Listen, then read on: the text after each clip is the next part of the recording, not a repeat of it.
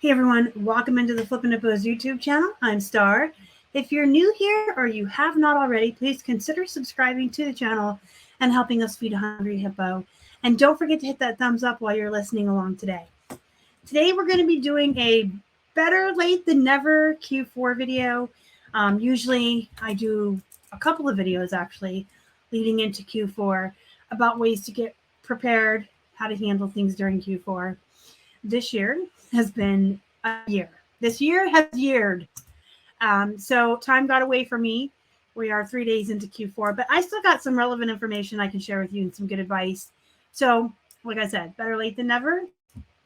We're only 3 days into Q4. So we still have time. We still have preparation that we can do. We still have things that we can do to get ready for the really busy season. In years past, you'll see the summer slowdown come to like an end, and sales will start to pick up slowly in September going into Q4. And usually the height is right around the end of October going into November. And then you'll see a slowdown as we go into December because, of course, folks are shopping around when they can get items shipped. And usually every year I do warn everyone when the last day to shop or ship is to get it for Christmas. I will do that again this year. Make sure you're on my Facebook group, Flippin' Hippos Reseller Pod. Make sure you watch my videos on here because I'll be talking about it. The post office will usually actually put that out, and sometimes UPS and FedEx will as well. And they'll just say the last day to ship or the last day to shop to get it in time for Christmas will be this date.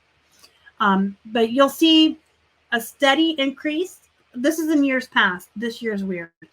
I don't know what this year's going to do, but I can tell you what years past have done, and hopefully based on historical facts, this year will be kind of the same. But you'll come out of that summer slump, and then you'll see the real peak somewhere in November when people really start thinking about the holidays and shopping, and then it'll gradually come back down as people know that they don't have time to get it shipped in time for Christmas anymore. And then, especially for used clothing sellers, guys, keep this in mind. After Christmas, going into January, there will be another big peak. And I think it's because people get gift cards and cash for gifts, and they start shopping for themselves. So they start coming online to spend the money that they were given. And then we go into tax season when people get their returns. So you see a really good increase in Q1 as well. So Q4 is not the end-all be-all, especially for used clothing sellers.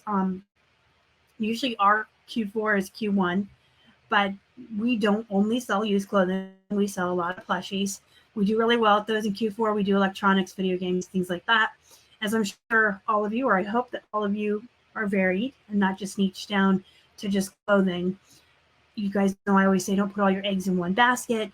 And that doesn't just include cross-posting to other platforms. It includes what you're selling.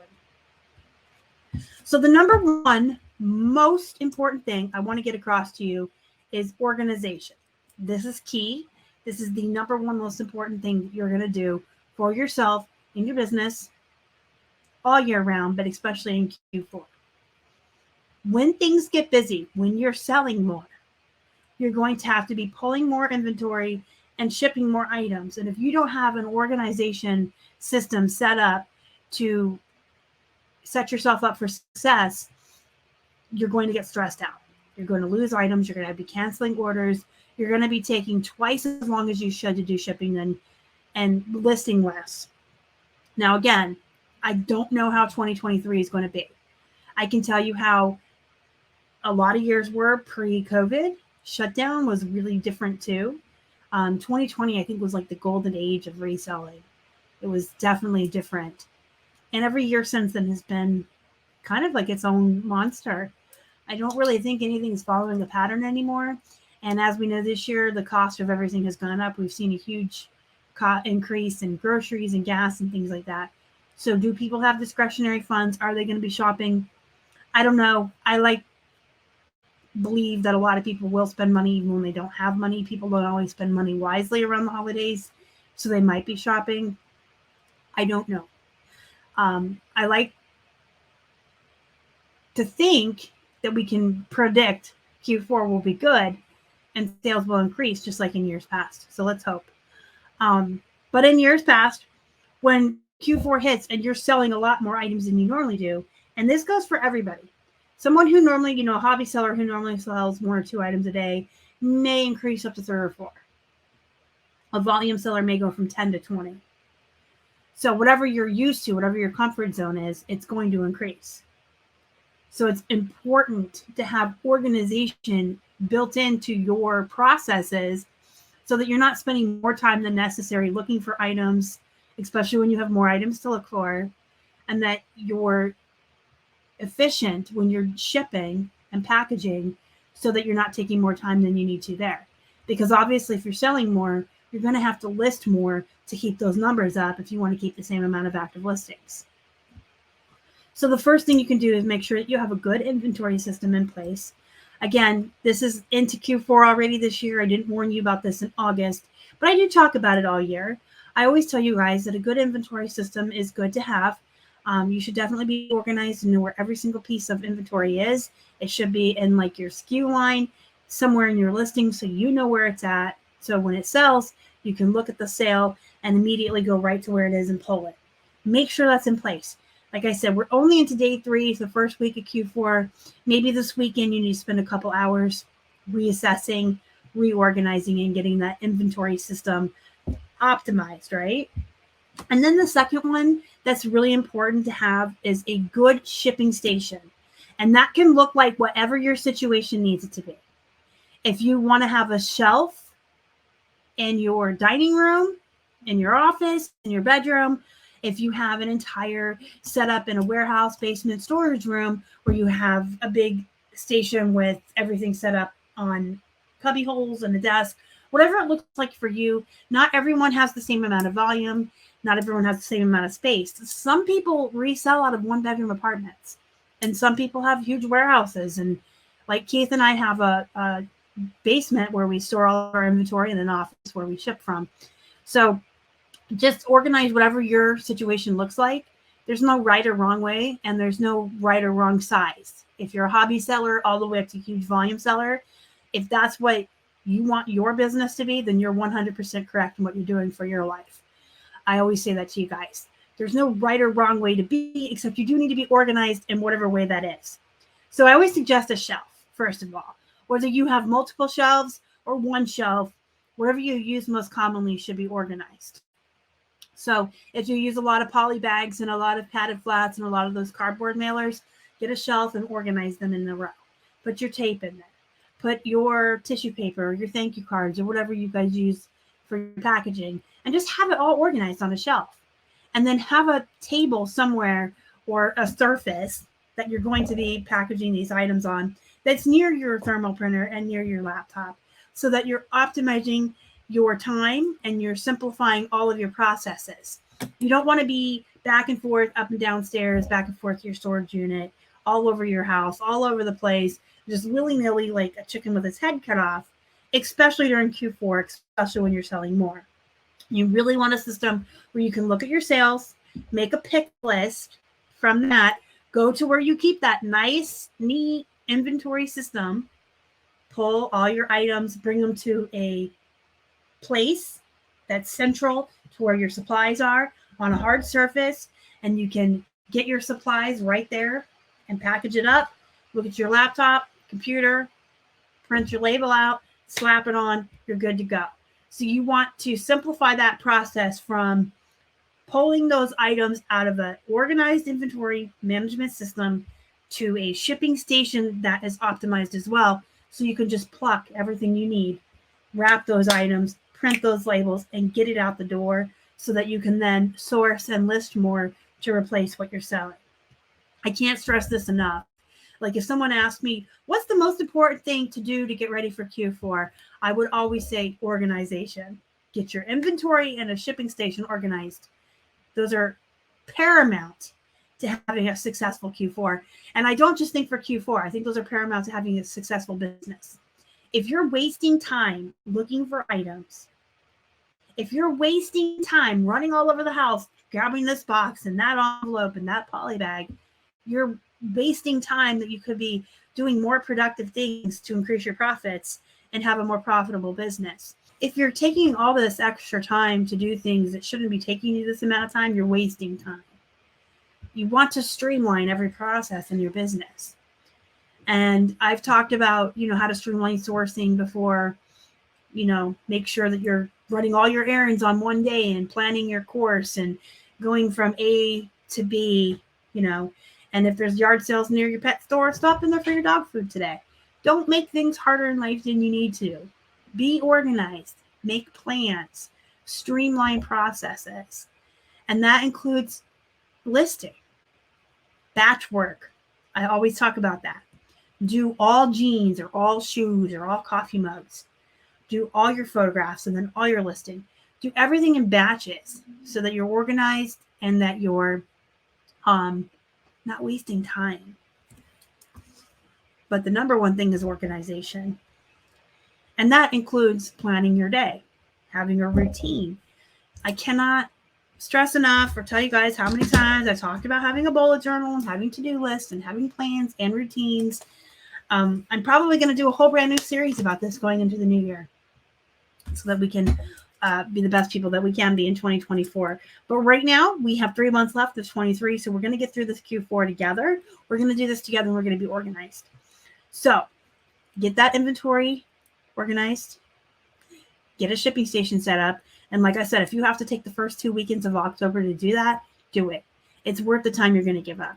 And do you really have to give up the time? Can you not put like a good spooky movie on for the season while you're cleaning your office and organizing a shipping shelf? Put on Hocus Pocus if you don't like scary stuff. But make it fun. But spend the time you need to do it. And then continue to list and source as much as you can as we get into the busy season before you don't have time to do it anymore. And for those of you folks that live in colder areas like us up north or even up, further north than we live where it gets really cold, consider building an on-purpose death pile. I know a lot of resellers and a lot of influencers out there will tell you, never have a death pile list. No, have a death pile. Can I tell you a little story? I'm sure you all have heard the story before.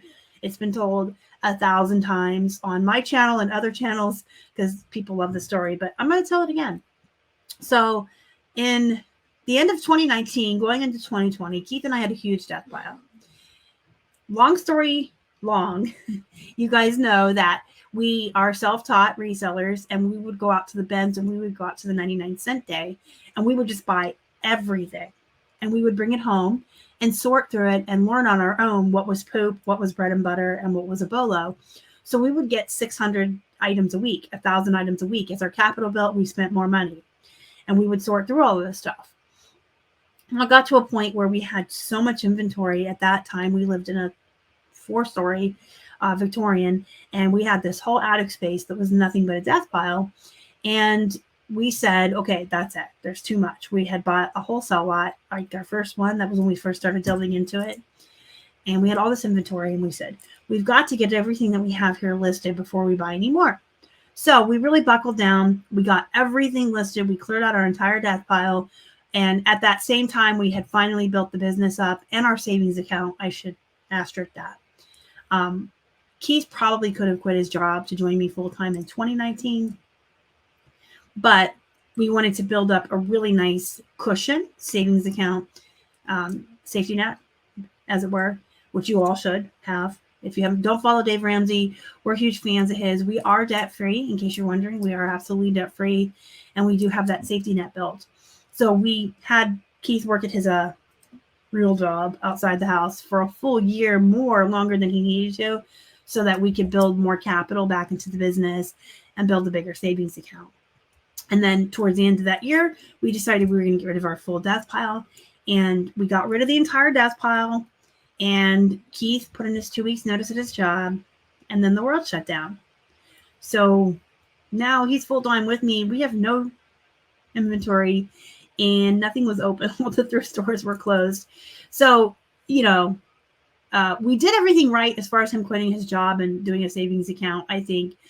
But that whole buying into the whole you can't have a death pile, I really feel like you should have an emergency fund of inventory at least. I'm not saying you need thousands of items.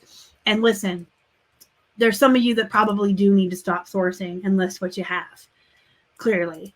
But if you're building a death pile with intention because you want to have extra on hand, you live somewhere where it's cold, do it organized. We have boxes of jeans, boxes of plush, boxes of men's shirts, and they're all organized in the garage, and we can bring up a box at a time to work on. And that's the stuff that we will be working on in the winter when we don't want to go out, if it's cold, if it's snowing. So it's built with intention.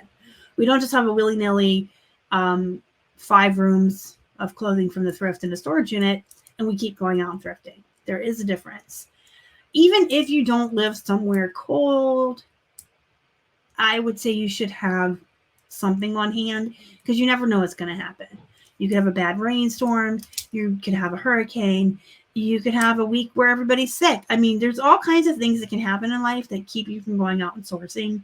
So I say everybody should have a week to a month's worth of items on hand, but also keep in mind to keep it organized. Or back to that organization, keep it organized, keep it in boxes of the like stuff so you can do that batch work I talked about. And try to do first in, first out. So bring up the boxes that are packed and organized, and the new stuff you bring in that you should be washing and drying everything you thrift should be putting into boxes. So continue to list as much as you can. Extra, if you normally list 5 a day, try to list 7 a day, 8 a day. Can you do that? Can you do 10? If you normally list 10, can you do 20? If you normally list 20, can you do 25 or 30? Try to do extra listings each day until Q4 gets really busy. Also, don't forget to build those banks. Those are super important too. So you want to have not only extra inventory on hand, you want to have extra photos of items and extra listings that are ready to go that aren't pushed out. You can set up drafts in eBay. I personally don't suggest that because they can get deleted and they can disappear. I always recommend using List Perfectly. Using their catalog to build your listings and build your bank is chef's kiss. And even if you have like their lowest subscription plan of like $29 a month, it's called the Simple Plan, you do get access to have a catalog with unlimited items in there. So you can take the photos right on your phone into the catalog and have hundreds of banked items and then go build listings, and they're just sitting there and you can push them out whenever you're ready and they won't disappear or get deleted. So I always recommend List Perfectly, even for the smallest business folks. Access to that catalog and to the listing parties is priceless, I think. And if you're paying $29, it's like $1 a day to have that storage for your bank and your extra listings and all that. Super important. And then I want to talk about prioritizing the types of listings that you're doing. I do tell you guys to list all the things all the time, obviously. We sell Easter plush right now in October, and I'll sell Christmas plush in the middle of summer. I've sold winter coats to Hawaii in July, and I've sold booty shorts in December. So don't not list something because it's out of season, but try to prioritize. So if you have a bunch of jackets in your death pile, I would list those right now and then do the shorts later when you don't have anything else to list. If you have a bunch of jeans, list those before you list the shorts. Do you see what I'm saying? Just kind of prioritize. Also kind of think, do you have Christmas plushies? Do you have toys? Do you have things that people would consider buying as gifts? Coffee mugs, things like that. Anything that's new with tags, new in package, games, vintage items. Anything that you think as a buyer, what would people be buying each other for gifts? And then just real quick, let's touch on best practices. You want to make sure that you're doing all of these best practices that are tried and true for many successful sellers on eBay and other platforms. You want to run sales. If you say that you can't run sales because you don't make enough profit, you're not pricing your items high enough. Period. Price your items high enough so that you can run sales. A buyer is more likely to buy something on a sale than at full price because they're getting a deal. It's a psychology thing, and we all are prey to it, even those of us that sell and know what's going on. If I go by Bath and Body Works and nothing's happening, I might walk on by. But if I go by Bath and Body Works and, oh my God, it's buy 2 hand soaps and get 1 free and the Halloween stuff is half off, I'm going in the store and I'm going to buy stuff, right? It's psychology. So price your items high enough that you can run sales. And keep in mind that a 20 to 25% off sale is much more exciting and will get more people in the door than a 10 or 15%. So price your items accordingly. Make sure you have room to do offers. Buyers have come to expect offers, but especially like if you sell on Poshmark, the buyers there are trained. They like items because they want an offer. So price your items high enough that you can send an offer, and keep in mind that Poshmark, they do pay shipping, but when you send offers, you have to offer a discount on that as well. So make room for that. Mercari buyers want offers as well. And I think eBay buyers are getting to the point where they're expecting offers. Consider doing promoted listings, even if you just do everything across the board at 2%, just to stay within competition with everyone else. We sell a lot of really oversaturated, high competitive categories. So we just do 2% across the board. So I can compete with the other 1 million American Eagle jeans sellers, right? eBay is now offering newsletters and coupons and all kinds of things you can do to kind of bring back buyers that have already bought from you and get new buyers in the door. So consider using that as well. Sales offers and the promoted, I think, are like the 3 big ones for eBay, and then offers on Poshmark and Mercari, obviously. But don't be afraid to play around with the coupons and the newsletters and all of the other things that eBay supplies to us to use. Those are there to help you be as successful as you can be and to help you succeed, not only during Q4, but all year round. If you guys have any questions, comments, concerns, let me know down below. I do answer everybody. Go be productive. Go make some money. Go get organized. And I'll see you guys next time. Thank you so much for watching. Y'all are the best. Bye.